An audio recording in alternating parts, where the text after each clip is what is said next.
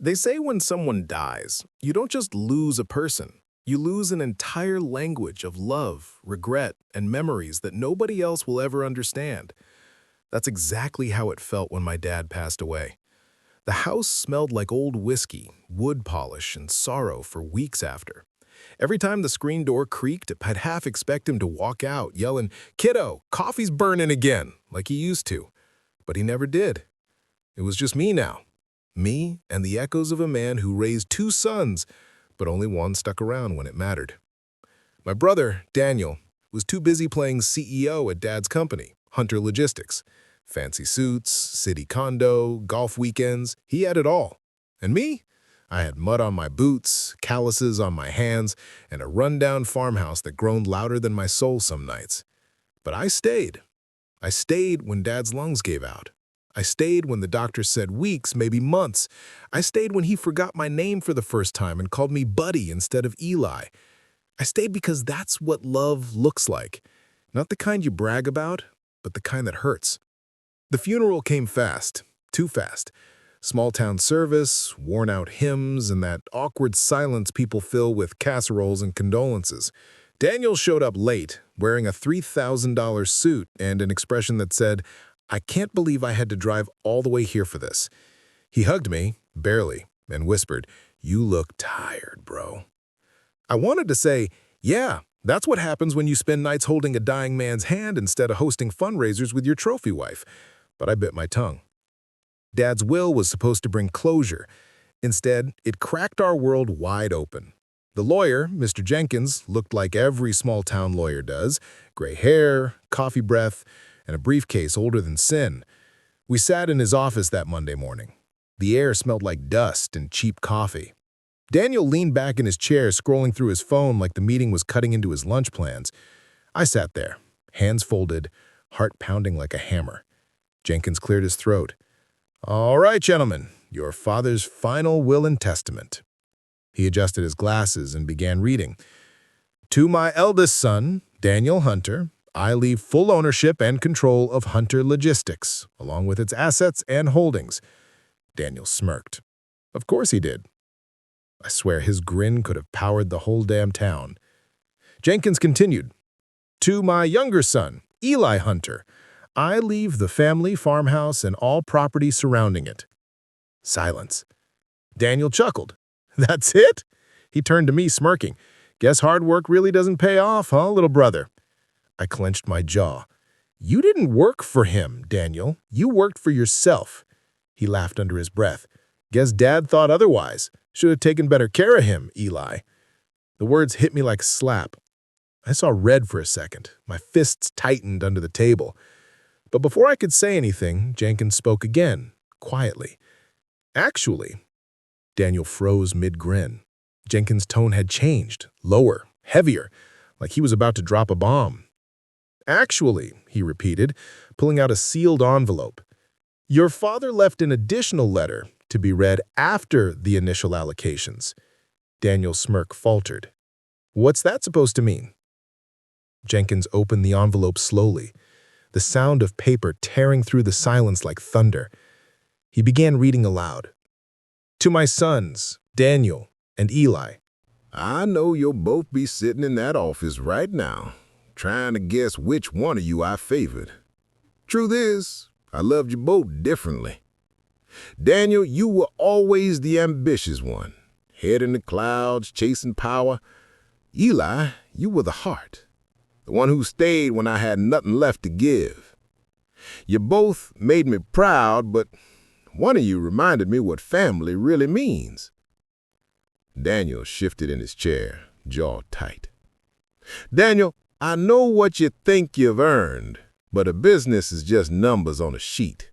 It doesn't keep you warm at night. The farmhouse, that's where our family began and where it will begin again." Jenkins paused. "That's all he wrote?" Daniel frowned. "What the hell does that even mean? Begin again?" I didn't answer. My chest felt heavy. I didn't understand it either, but Dad's tone, there was something in it, something unfinished. Jenkins slid a few documents across the desk. Eli, you'll need to sign here for the deed transfer. And Daniel, I'll arrange for the corporate paperwork. Daniel snatched his pen, signed without even reading, then stood up. This was a waste of time. Enjoy your shack, little brother. He walked out, phone already back in his hand. I stayed seated. Jenkins looked at me, eyes soft. Your father cared a lot about you, Eli. That farmhouse meant more than money to him. I nodded, swallowing hard. Yeah, it meant something to me, too. That night I drove out to the farmhouse. The road was dark, gravel crunching under my tires, headlights bouncing off the old oak trees that lined the drive. The place hadn't changed much. Same creaky porch swing, same peeling paint, same stubborn charm. Inside, the air smelled like dust and thyme. I flicked on the old kitchen light, and it hummed weakly before glowing. The table still had Dad's coffee ring stains.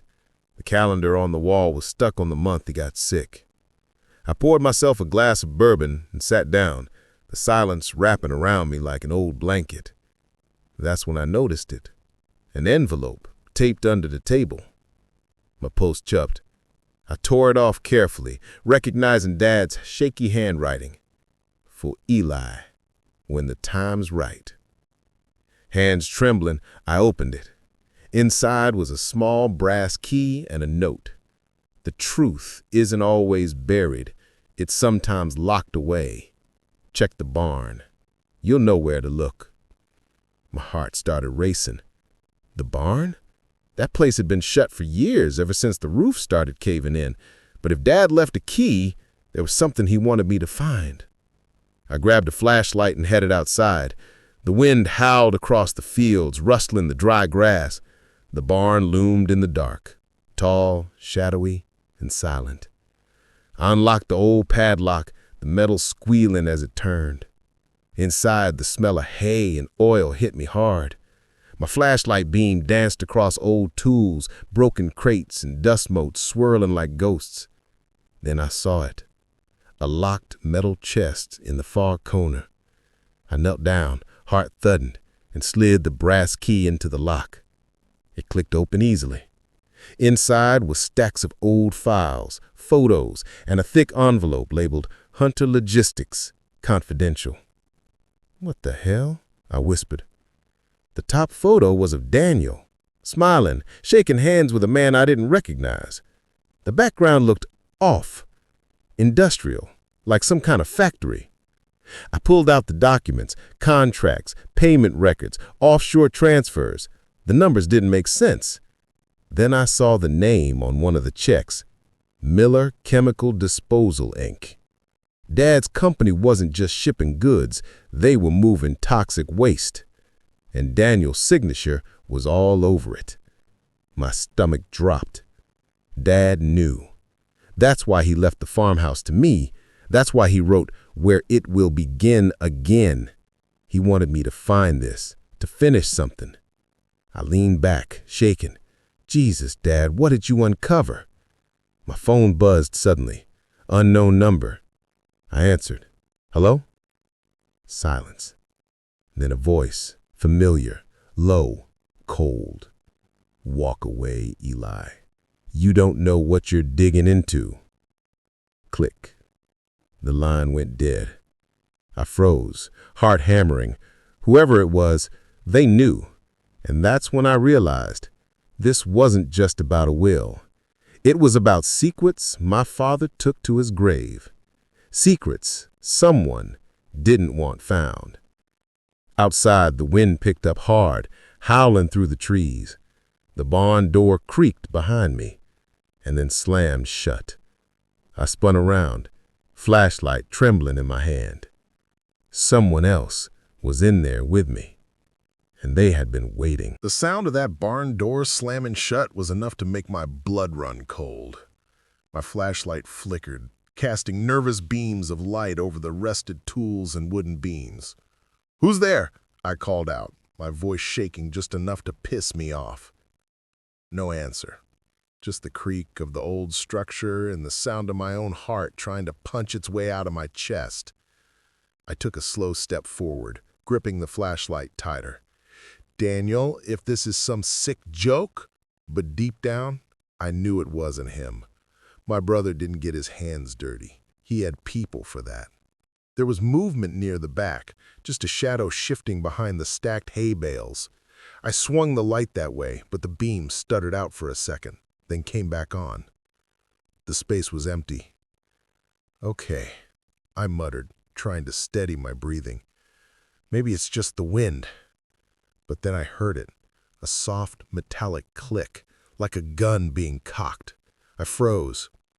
"Turn around slowly," a voice ordered, low and sharp. I did. The flashlight beam caught a man's face, half hidden beneath a baseball cap. Rough stubble, scar down his cheek, eyes like ice. He wasn't local, that much I knew. "You Eli Hunter?" he asked. I nodded slowly. "Yeah. Who the hell are you?" He smirked. "Just the guy making sure you don't make a stupid mistake." I swallowed.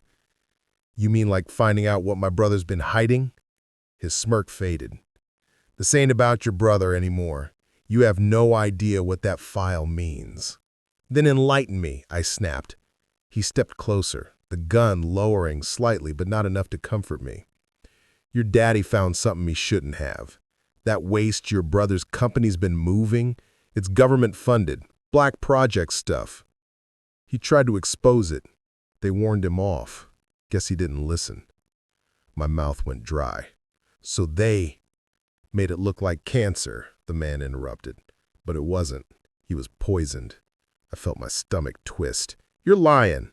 He shook his head. "You think so? Go check his medical files. You'll find the toxin levels don't match the story." I took a shaky step back, anger boiling beneath the fear. "Why are you telling me this? Why not just finish the job?" He stared at me, silent for a beat. "Because he saved me once. I owed him that much." Then he turned toward the door. "Forget what you found, Eli. Burn it. Walk away." "Who are you?" I demanded, voice cracking with frustration. He looked over his shoulder. "Just a ghost." Then he was gone, slipping out into the night like smoke. I stood there, shaking, the only sound the faint echo of his boots fading down the gravel path. When I finally moved, my hands were trembling so bad I almost dropped the flashlight. I locked the chest back up, took the key, and stumbled out of the barn, heart pounding so hard I could barely breathe. Poisoned. My father was poisoned. By who? Daniel? The company? The government? Every question felt like a knife twisting deeper. I didn't sleep that night. I sat at the kitchen table, the files spread out in front of me, bourbon bottle half empty. Every line, every number, every signature, it all pointed to something massive. This wasn't just dirty business. This was criminal, and my brother was knee-deep in it. Around dawn, I heard tires on gravel outside. My chest tightened. I peeked through the window and saw Daniel's black Escalade pulling up. Perfect. I grabbed the folder, shoved it under the couch, and waited. The door opened without a knock. "You ever heard of privacy?" I called out. Daniel stepped inside, sunglasses still on. "We need to talk." "You don't say."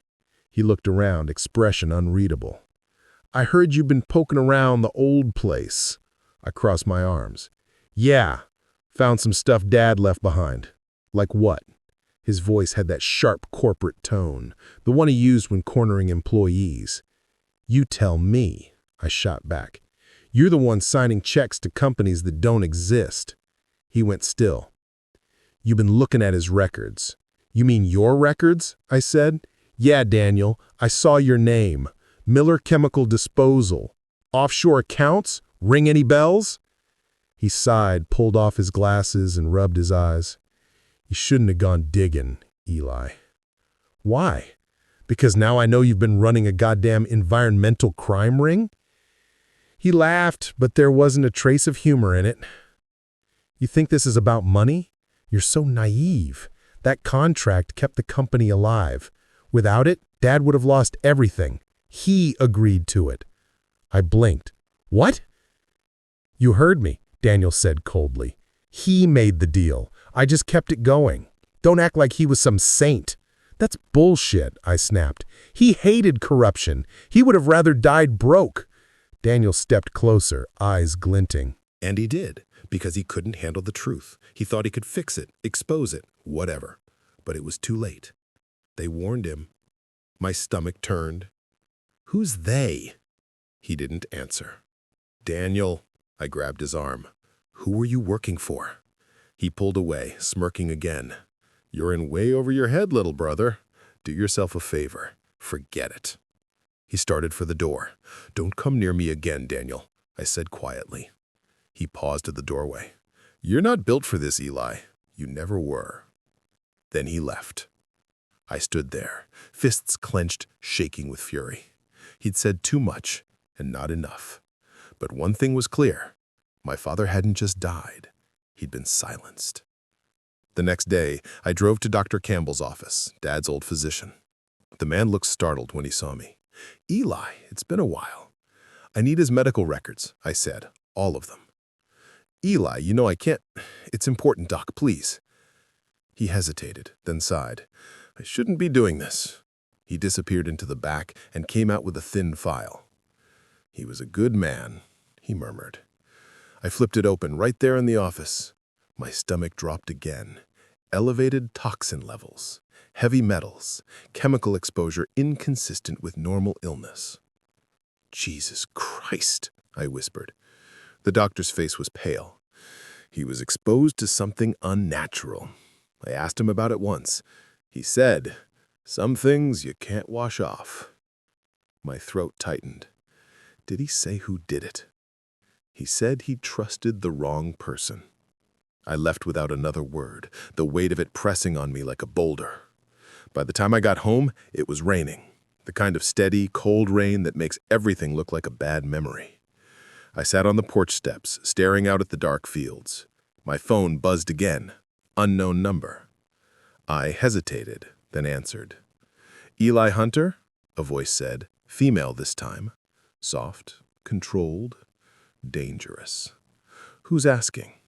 "Let's just say, someone who knows what you found in that barn. You're playing with matches in a room full of gasoline." I gritted my teeth. "Yeah? Well, maybe it's time someone lit the fire." A pause. Then she laughed, a low, chilling laugh that didn't sound human. "Then I guess we'll see who burns first." Click. The line went dead. I stared at the phone, rain dripping down my fingers. Whoever they weren't bluffing. I could feel it. This was bigger than I'd imagined, and deadlier. I went back inside, grabbed Dad's files, and spread them out again. My reflection stared back at me from the laptop screen, tired, angry, but determined. "You wanted me to find this, didn't you, Dad? Well, I found it." Then I clicked open a hidden folder from one of the USB drives in the chest. It was a video file labeled Final Statement. I hit play. Dad's face appeared on the screen, frail but clear-eyed. "If you're watching this, Eli, I didn't die the way they said. And Daniel, he's not your enemy. Not really. But he made a deal he can't undo. They'll come for him, and they'll come for you too. Don't trust anyone." The video glitched and ended. My heart hammered. "Who's they, Dad?" I yelled into the silence. Thunder cracked outside like an answer. Then headlights flared through the window. A car was pulling up the driveway. I peeked through the blinds. Daniel's Escalade again. But this time, he wasn't alone. Two silhouettes stepped out. Tall, broad, wearing dark coats. Not the kind of men you invite in for coffee. I backed away from the window, pulse racing. My phone buzzed again. One new text from an unknown number. "Told you to walk away." Then the power went out. The house plunged into darkness. A door creaked open downstairs, followed by heavy footsteps. I grabbed the baseball bat from the corner, whispering to myself, "All right, Dad. Guess we're not done yet." The house was dead silent, except for the sound of rain hammering the roof. Every creak of the old floorboards sounded like a gunshot in my ears. I gripped the bat tighter, trying to steady my breathing. Whoever was downstairs wasn't there to talk. My heart thudded so loud I was sure they could hear it. A flashlight beam cut across the living room from below. Shadows moved. Two voices, low, professional, too calm for comfort. "He's here. Check the back rooms." I took a step backward, slow and quiet, the floor groaning under my weight. I cursed under my breath. The beam turned toward the sound. I ducked behind the stair rail. My mind raced. Front door. Blocked. Windows. Too noisy. Back exit. Through the kitchen. I could make it if I moved fast. The first man came into view. Black gloves, black jacket, earpiece flashing. Government? Mercenary? Didn't matter. The second guy followed, holding a silenced pistol. "Boss said no mess," he muttered. Quick in and out. My throat tightened. They weren't there to scare me. They were there to erase me.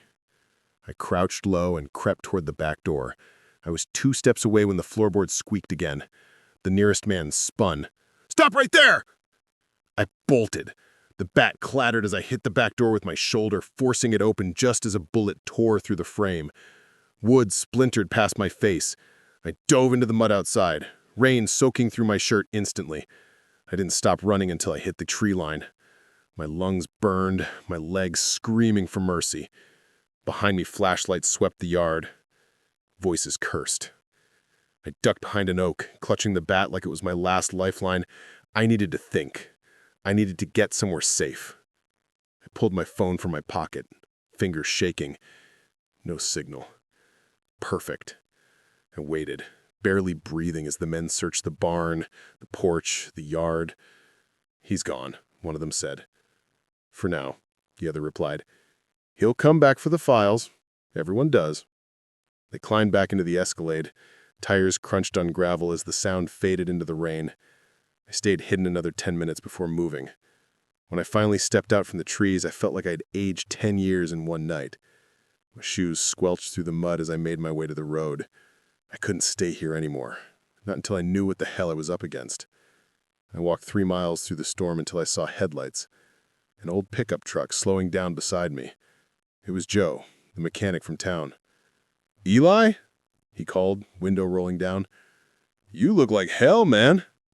"Had company," I said, climbing in. "Drive." "To where?" "Anywhere but here." We rode in silence for a while, the windshield wipers barely keeping up. Joe finally spoke. "You're going to tell me why there's a convoy of black SUVs headed out your way?" "Because my family's a damn curse," I muttered. He glanced over. "I heard about your old man. Real sorry, Eli. He was good people." I looked out the window. "Yeah, too good." Joe dropped me at the edge of town near the diner. "You sure you don't want me to—" "I'll be fine," I cut him off. "Thanks, Joe."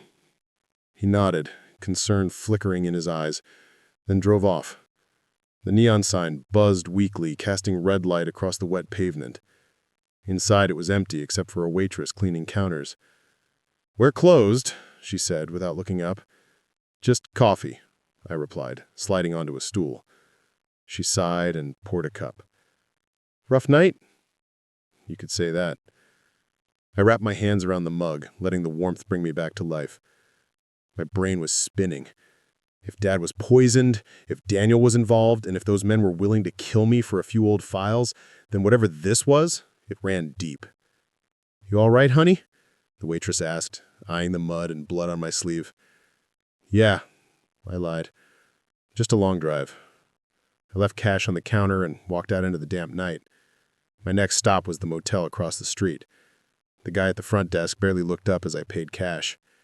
Room 12. Smelled like mildew and bad choices.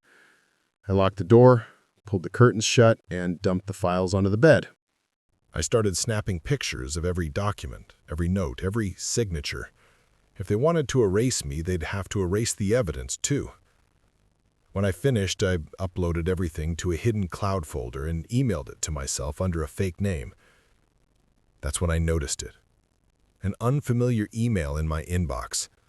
Subject: "You can't save him, but you can finish what he started." No sender. Just coordinates in the body of the message. somewhere outside town near the old quarry.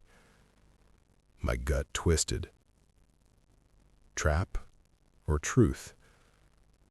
Either way, I had to know. The next morning, I drove out before sunrise in Joe's borrowed truck. The sky was bruised purple and gray. The world silent, except for the crunch of tires on dirt. The coordinates led to a small cabin tucked between the trees. Smoke drifted lazily from the chimney.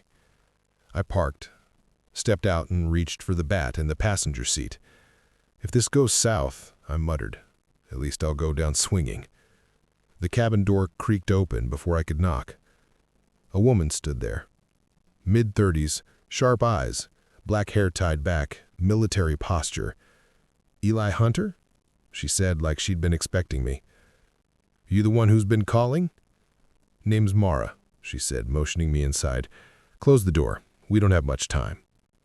The place looked like a war bunker disguised as a hunting lodge. Maps on the walls, files stacked on tables, a laptop glowing in the corner. "Your dad worked with us once, back when Hunter Logistics was still clean. He helped move supplies for government research, nothing illegal back then. But one shipment went bad. Toxic materials got dumped near a water source. He found out." My jaw tightened. "And Daniel covered it up," she said. "At first to protect the company, then to protect himself. He kept moving the waste for years. When your dad tried to expose it, they silenced him." I swallowed hard. "You mean killed him?" She nodded. "He wasn't the first." My throat burned. "Why tell me all this?" Mara met my eyes. "Because you have something they need. The original evidence. Those documents you found in the barn, they're not just financial records. They're proof. Your father copied classified data. That chest was his insurance policy." "Insurance against who?" I asked. She hesitated. "Against people who think they're above the law. The same ones who sent those men last night." I felt sick. "So what now?" "Now," she said, handing me a small flash drive, "you decide if you want revenge or justice." I took it, feeling the weight of it like a live grenade. "What's on this?" "Names. Accounts. Proof your father wasn't crazy." "Why give it to me?" She sighed. "Because I can't be seen with it. They're watching me too. But you, they'll underestimate you. Use that." I slipped the drive into my jacket. "What happens if I don't walk away?" "Then you'll end up like your old man." Her tone was final. I turned to leave. "Eli?" she said quietly. "When you find your brother, don't kill him. He might still be your way out." I didn't answer. I just walked back into the misty morning, every step heavier than the last. I drove straight to the farmhouse. It was still dark, quiet, almost peaceful. But as soon as I opened the door, I knew something was wrong. The place was trashed. Paper scattered, furniture overturned, drawers ripped out. Someone had been searching. For the chest, for the files, for me. My stomach dropped. I ran to the living room. The spot under the couch was empty. They'd found the folder, but the chest was gone too. I grabbed my phone to call Mara, but before I could dial, a message appeared on the screen. "You took something that doesn't belong to you. Time to return it." Then a photo popped up beneath it.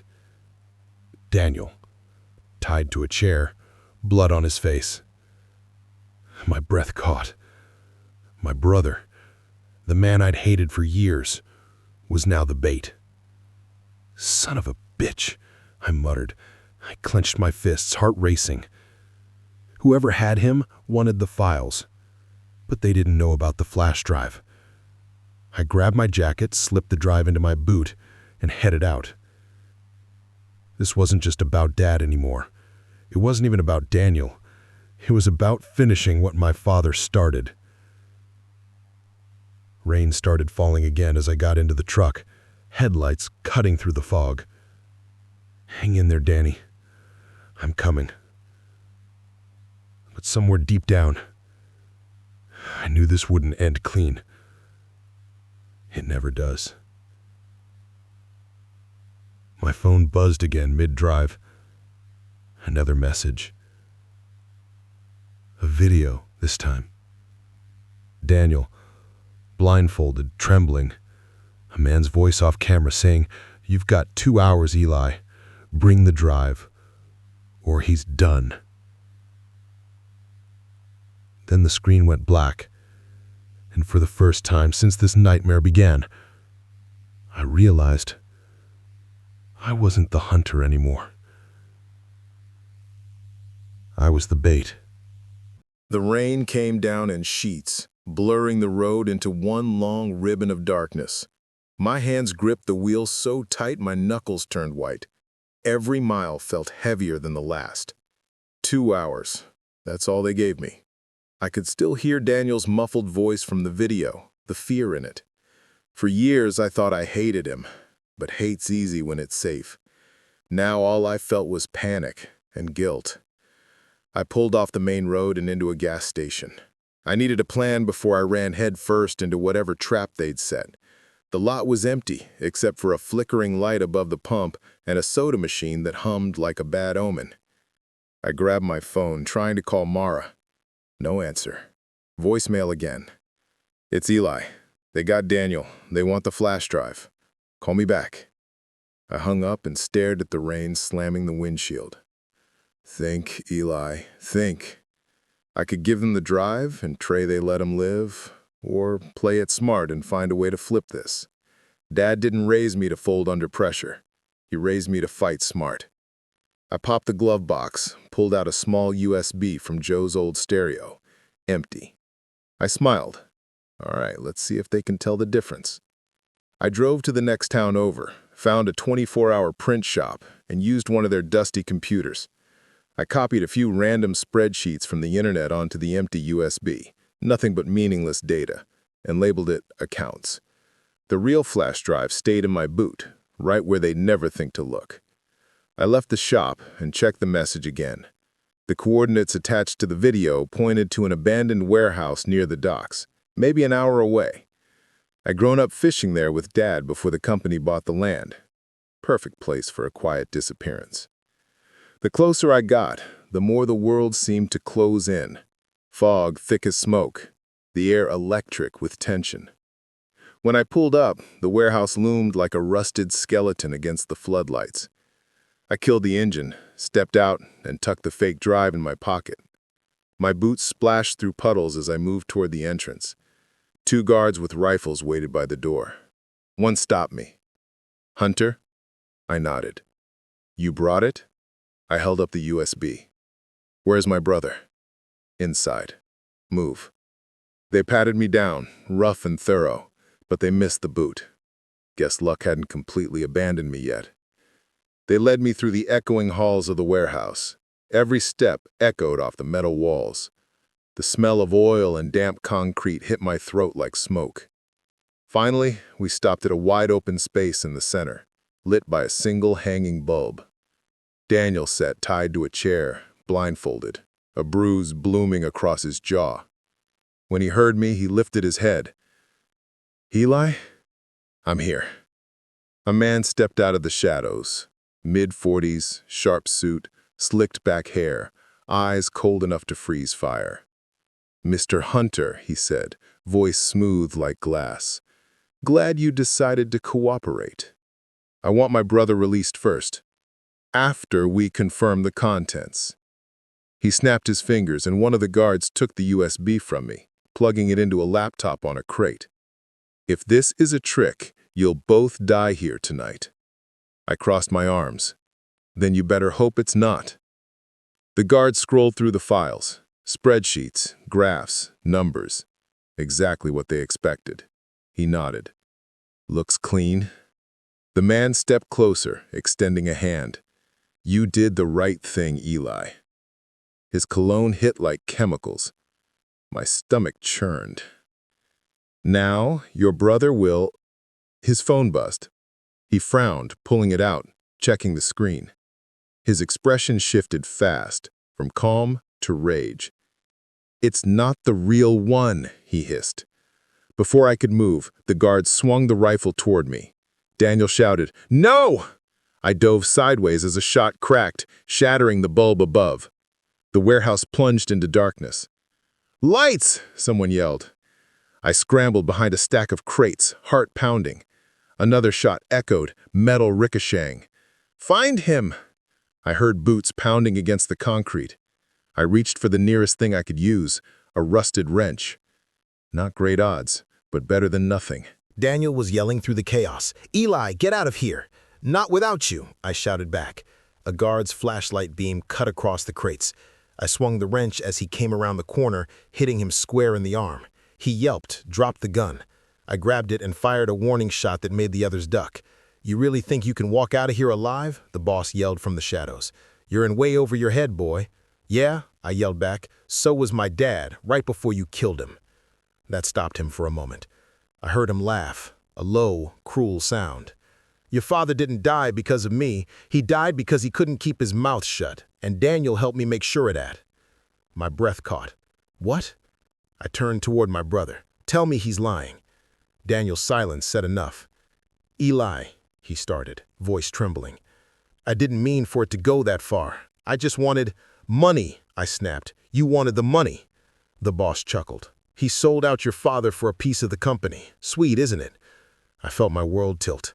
Every memory of us as kids, fishing, fighting, laughing, it all cracked like glass. "You killed him," I whispered. "You killed Dad." "I didn't pull the trigger," Daniel said, tears cutting through dirt on his face. "But I didn't stop them either." The gun felt heavy in my hands. My fingers shook. "You let me bury him thinking it was his heart."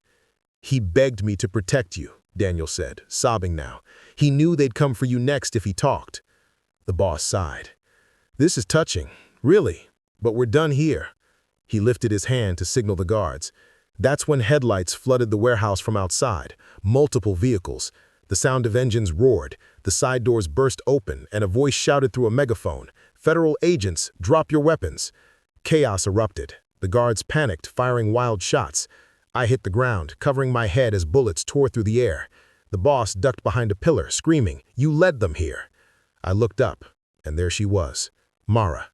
She strode in like a storm, armed, fierce, tactical vest shining under the lights. "Eli, move!" she yelled. I grabbed Daniel and dragged him behind cover. "You brought the cavalry," I gasped. "She traced their signal," she shouted back, returning fire. "You owe me one." The firefight raged for what felt like hours. When it finally stopped, the warehouse was smoke and silence. The boss lay on the floor, cuffed, face pale with fury. Daniel sat slumped beside me, staring at the ground. "You okay?" I asked. "Do I deserve to be?" he murmured. I didn't answer. Mara walked over, wiping blood from her temple. "You still have it?" I nodded, pulling the real flash drive from my boot. She smiled. "Good. Let's end this." We handed it to the feds. One of the agents took it with gloved hands, saying, "This is going to put a lot of powerful people behind bars." "Yeah," I said quietly, "and one man in his grave." The ambulance came for Daniel. He didn't resist. He just looked at me one last time and said, "I'm sorry, little brother." For once, I didn't have anything left to say.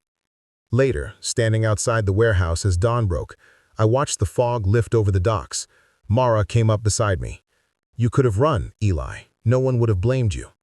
"Dad wouldn't have, so neither could I." She nodded, handing me a folded envelope. "He left this with me, said to give it to you when it was over." I opened it. Inside was a single key and a note in my father's handwriting. "The farmhouse isn't a burden, son. It's your freedom. Look beneath the roots of the old oak. You'll understand." My throat tightened. "Guess I've got one more secret to dig up." "You sure you want to go back there?" Mara asked. "Yeah," I said. "I'm done running." She smiled faintly. "Be careful, Eli. The truth changes everything." I watched her drive away, the morning light cutting through the mist like a promise and a warning all at once. I got in the truck and turned toward home. The farmhouse waited, quiet and familiar. But something told me the hardest part wasn't over. Not yet. Not by a long shot. As I parked in front of the old oak, I grabbed a shovel from the shed and started digging. 10 minutes in, the metal hit something solid, a small iron box wrapped in plastic. My hands shook as I pulled it free and opened it. Inside wasn't money or gold, just a stack of old photos, a letter addressed to me, and one more flash drive. The label read, "The Real Truth." The morning light cut through the clouds like a blade, turning the wet fields around the farmhouse into mirrors. My hands trembled as I stared at the flash drive resting in my palm. The real truth. Those words felt heavier than the whole damn world. I could still smell the earth clinging to my gloves, the iron box half buried under the roots of that oak like my father had planned every move years before he died. I wiped the dirt off the drive and walked into the farmhouse, the old floor groaning like it knew what I was about to uncover. The kitchen smelled faintly of coffee and dust. I plugged the drive into my laptop, half afraid it would explode. A single folder popped up. No password, no encryption, just a name. For Eli. I clicked it. Inside were videos, documents, and a final message file labeled "Play Me First." My pulse pounded as I opened it. Dad's face appeared on the screen. He looked tired, older than I remembered, eyes hollow but burning with purpose. "Eli," he began, voice soft but sharpened out to slice through years of grief. "If you're watching this, then it means they finally got me." My throat closed. He took a deep breath. "I tried to shield you from the darkness I got mixed up in. Hunter Logistics isn't what it looks like. It never was. It's a front for government contracts, black projects, off-the-record shipments. I stumbled on something they called Project Halo." He paused, looking straight into the camera like he could see me. "It wasn't about shipping or logistics. It was about control. They were moving experimental toxins disguised as industrial chemicals, testing them overseas, covering up accidents, paying off whoever screamed the loudest. When I refused to sign another false manifest, they came for me. Your brother thought he was helping me by cooperating. They promised him power, money, security. He didn't realize he was handing me a death sentence." My eyes burned. Dad leaned closer to the camera. "Don't hate him, Eli. He was scared. They used him like they used me. The truth is, the company isn't owned by your brother anymore. It never was. The real power sits above him. Politicians, defense contractors, men whose names I can't even write. But this drive holds everything they buried. It's proof they used Hunter Logistics to move bioagents into civilian zones." I froze. Bioagents? Dad's voice broke. "They tested them in small towns. People got sick. Governments called it contamination. But it was us, Eli. Our trucks. Our name. That's why I had to hide the evidence. I knew you'd find it someday. And when you did, I needed you to decide. Burn it all or expose it." He looked away for a moment, eyes glistening. "Whatever you do, do it for the right reasons. Don't become them." The video ended, leaving me in silence so thick I could hear my heartbeat. I sat there, staring at the black screen, unable to breathe. The farmhouse, the will, the chest, the files, everything had been a test. He'd planned it all so the truth would fall into the only hands he trusted, mine. I opened the next folder. Documents, reports, photos of shipments stamped with Hunter Logistics logos, maps marked with red circles, towns, schools, hospitals, places where people had died mysteriously. I scrolled through until my stomach churned. My father hadn't been paranoid. He'd been the only honest man in a world built on lies. I closed the laptop and stared out the window. The rain had stopped, but the clouds still hung low, heavy and dark. That's when I heard tires crunching on the gravel driveway. I tensed, moving to the window. A black SUV. One. Not the same ones from before. This one was cleaner, newer, government plates. I grabbed the pistol from the drawer and stepped back. The door creaked open. A man stepped inside, wearing a dark coat, hands visible. "Mr. Hunter," he said calmly. I'm Agent Reeves, Department of Defense Oversight. I didn't lower the gun. You people have been real busy cleaning up messes lately. He smiled faintly. You found the final drive, I assume. Yeah, I said. And you're here to take it, right? We're here to keep you alive, he replied. That drive is dangerous, not because of what's on it, but because of who wants it. Project Halo wasn't shut down. It was rebranded. And now the people running it know you have the evidence. I swallowed hard. You're saying Mara's one of them? He hesitated. Mara's complicated. She works for us, but not all of us play for the same team. You're saying she set me up?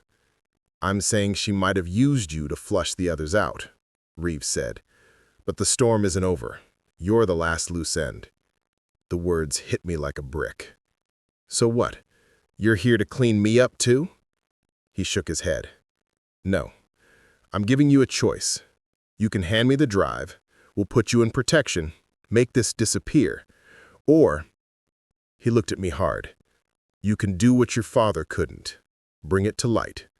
But if you choose that, there's no going back. You'll be hunted until they erase your name.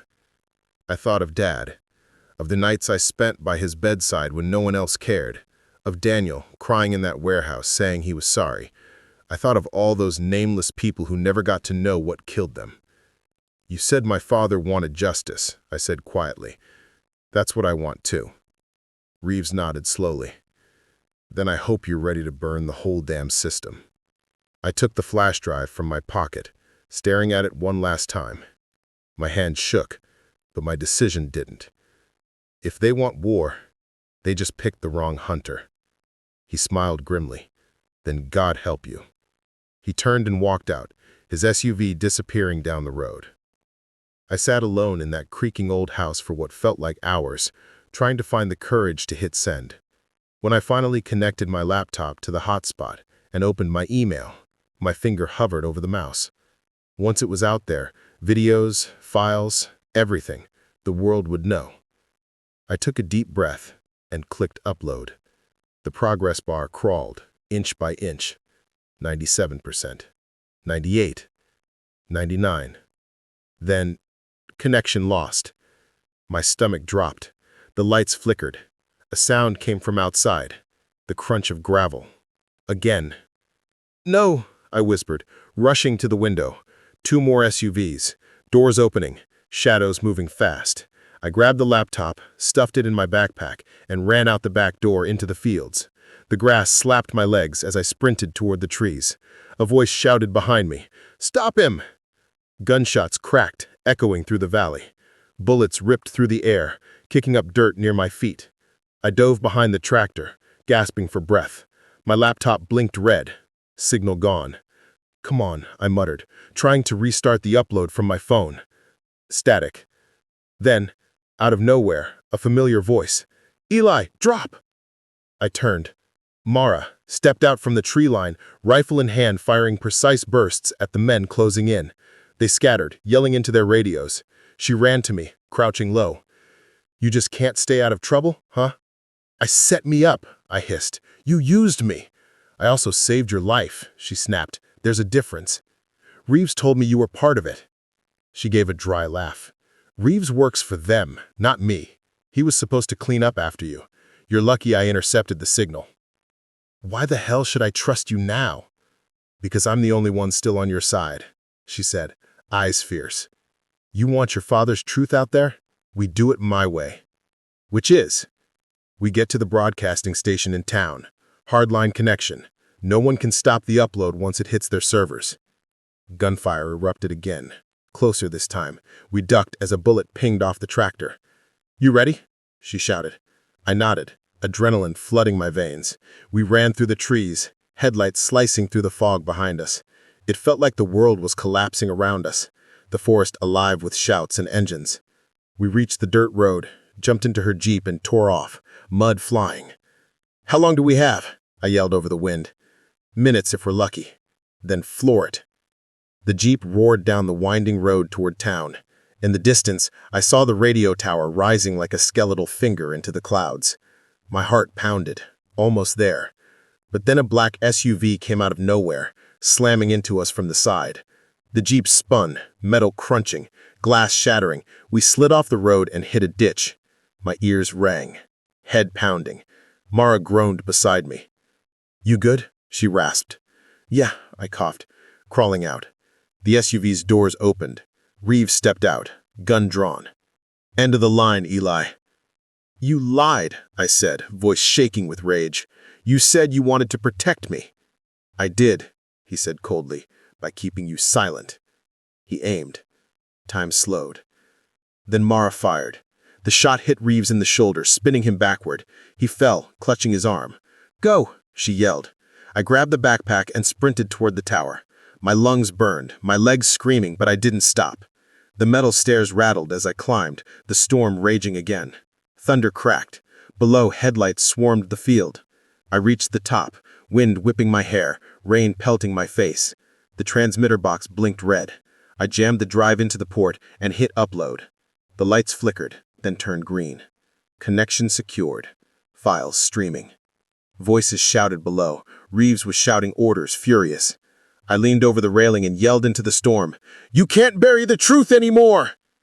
A flash of lightning cut across the sky, illuminating everything. Reeves, the SUVs, Mara fighting off 2 agents. The upload hit 100%. I ripped the drive free, tucked it in my jacket, and climbed down. Sirens wailed in the distance. The feds, the local cops, maybe both. When I reached the ground, Mara was bleeding, but still standing. "It's done," I said. "Then your father can finally rest." Reeves tried to stand, gun shaking in his hand. "You think this changes anything? The system eats people like you." I looked him dead in the eye. "Then I'll make it choke." I walked away as the police lights flooded the field. They swarmed the place, taking Reeves into custody, dragging the other agents down. Mara was loaded into an ambulance.